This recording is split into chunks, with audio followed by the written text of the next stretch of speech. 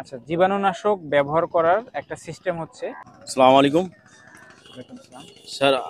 আমাদের বর্তমানে সিজনালি যে জীবাণুনাশক যে রোগটা বর্তমানে আসছে, এই রোগটা থেকে বাঁচার কি উপায় এবং কি করলে এবং আমরা ভালো থাকতে পারি বা গরু বছর ভালো থাকতে পারে? আচ্ছা, জীবাণুনাশক ব্যবহার করার একটা সিস্টেম হচ্ছে।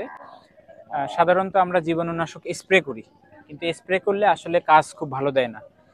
তো ধরেন আমরা যখন হাত দিয়ে সাবান দিয়ে হাত ধুই, এটা কত সেকেন্ড ধোয়া লাগে? মিনিমাম 20 সেকেন্ড ধোয়া লাগে, তাই হ্যাঁ, না? তো যখন জীবাণুনাশক আমরা স্প্রে করি, সেটা তো আমরা আর ঘষি না। সুতরাং এটা কিন্তু উপর দিয়ে জাস্ট একটা প্রলেপ পড়ে যায়। এটা যদি আপনি দেওয়ার ধরেন যে 10 সেকেন্ড, 15 সেকেন্ড বা 5 মিনিটের মধ্যে পুড়ে যায়, তাহলে কিন্তু জীবাণুগুলো মারা যাবে না। তো যে কোনো সারফেসে আপনার জীবাণুনাশকটা কমপক্ষে 20 মিনিট থাকা লাগবে ভেজা অবস্থায়।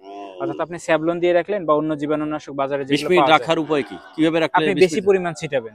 ছিটে ওই জায়গাটা ভিজে থাকবে জীবাণুনাশক সহ 20 মিনিট। তাহলে জীবাণুগুলো মারা যাবে। আপনি যদি স্প্রে করেন সেক্ষেত্রেও তাই। ডেলি কয়বার দেওয়া লাগতে পারে? ডেইলি আপনার সাধারণত 2 বার দিলেই হয়। তবে আপনার যদি আলো বাতাস ভালো থাকে, আপনি সকালবেলা যখন গরুগুলোকে বের করে ফেলবেন, বের করার পরে সম্পূর্ণ ঘর পরিষ্কার করবেন। করে জীবাণুনাশক ছিটিয়ে দিবেন।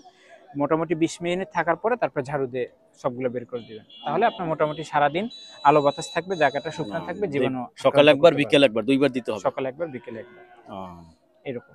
আচ্ছা, ঠিক আছে। ঠিক আসসালামু আছে, আলাইকুম। অনেক ধন্যবাদ আপনাকে।